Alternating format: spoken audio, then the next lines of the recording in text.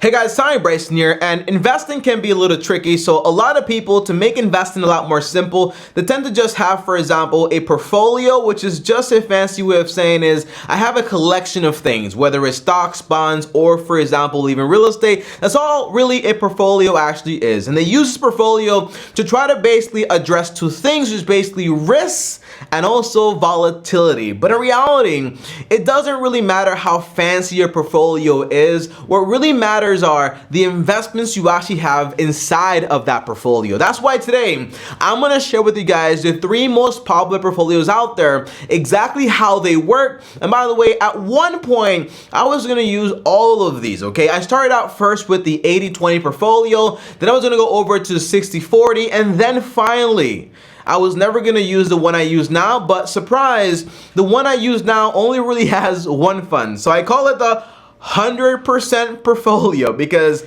it's not really a portfolio because it's just one stock. I mean, one fund. So I'll tell you more about that later in the video. But the more you understand how this works, the easier it's actually gonna get. But before we get started, I do want to address this one thing.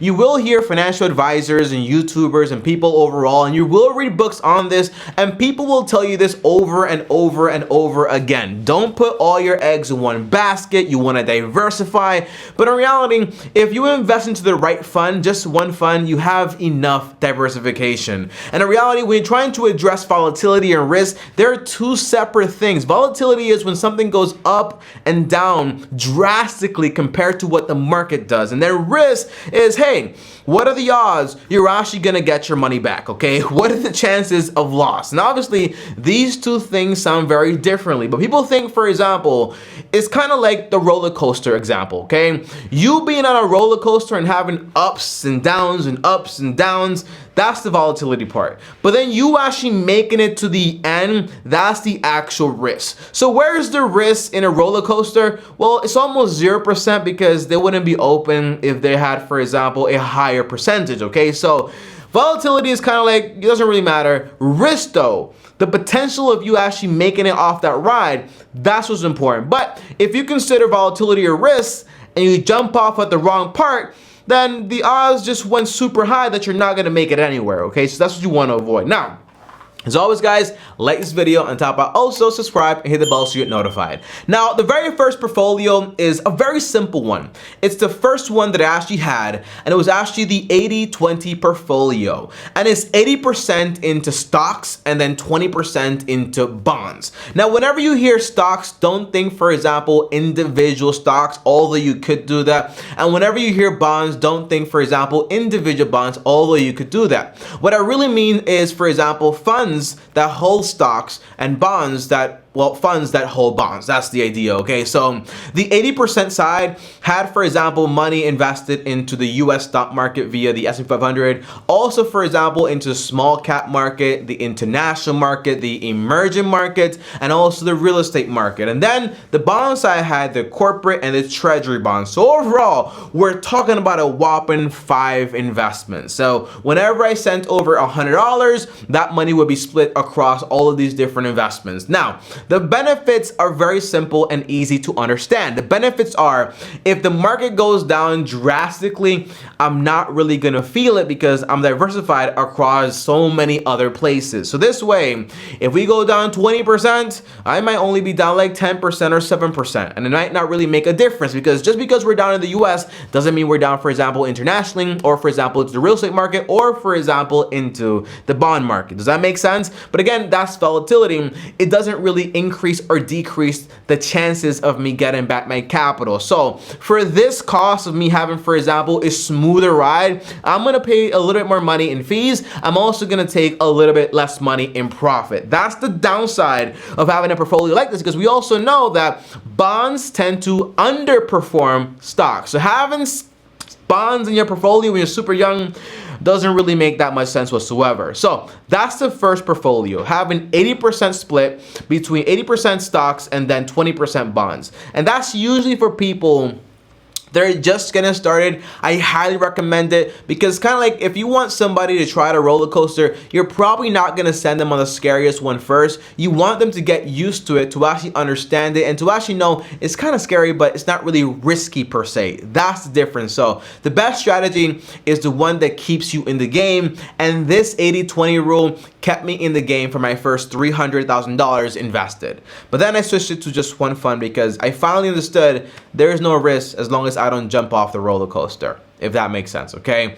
Now, number two, guys, okay? This is why you're watching this video, because I'm the smart guy here, okay? But number two is basically the 60-40 rule. Now, this is, again, it's a very similar mix, but the idea is that things kind of change, okay? So you have, for example, 60% into stocks and then 40% into bonds. Now, obviously, when you have a portfolio of this magnitude, well, volatility goes down greatly, because it basically means bonds are not gonna be as volatile as stocks. So basically meaning if the stock market is down like crazy, you're probably not gonna feel it that much. And on top of that, it's a portfolio that I wanted to use when I got very close to retirement or while I was in retirement, because although you hear this all the time, bonds underperform stocks, they don't do that well relative to stocks, you're like, okay, just never invest money into bonds. But no, in reality, depending on how much bonds you have, it might actually make sense. If you have $10 million in bonds and it pays you 2%,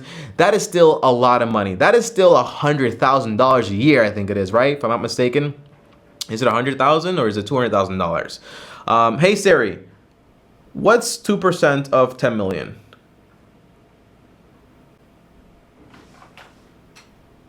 Well, I just got ignored there.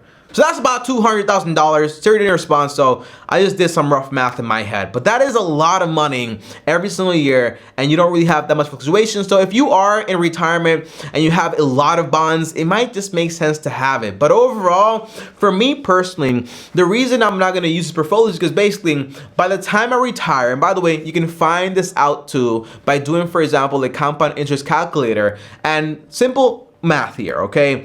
Here's how you figure out exactly the size of your portfolio and what it needs to be. The answer is, you grab your phone and you say, for example, hey, when I retire, I want to have an income of, let's say, $40,000. Now remember, when you retire, you're going to have a paid off home, you have no debt, you have an emergency fund, and you have some money in your investment account, okay? Your life is a lot more different, and you also probably have a pension or something like that with money coming in, and you also have Social Security, which is actually pretty cool, okay? So you have some passive income coming in overall, and your cost of living should be lower, okay? So if you need, for example, $40K a year, just multiply it by 25. That gives you $1 million, which basically means if you want to follow the 4% rule to retirement, which basically means I want to live off 4% of my investments per year. That way, if we have a down market for a long time, the money won't run out for at least 33 years. If you retire at 65, you have until you're like 98 if the market still hasn't recovered, and this way you don't run out of money. That's a cool thing, okay? But there you go. You need $1 million in size. So the way you kind of figure it out is kind of you say, hey,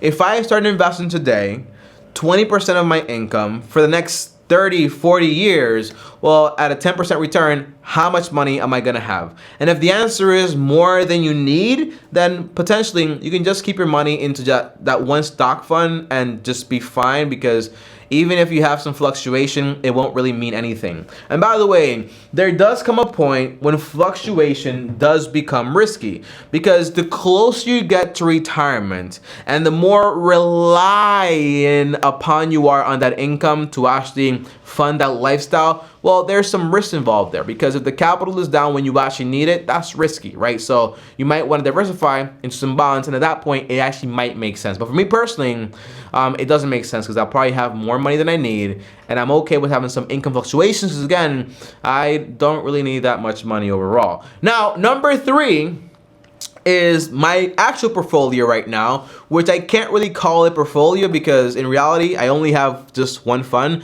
and that one fund is just the S&P 500. Now I want you guys to understand this from the context of this is kind of like the most extreme roller coaster well, the second most extreme, because the most extreme is actually stock picking and picking a few companies and expecting them to actually be around until you're like 80 years old or whatever, right? Because most companies, they kind of just don't exist after 50 years. That's an actual fact, okay? So that's the risky side. But when it comes to the S&P 500, take the second more risky one, because in reality, it's not really risky, because the only way you lose money is if America goes down. But think about it logically.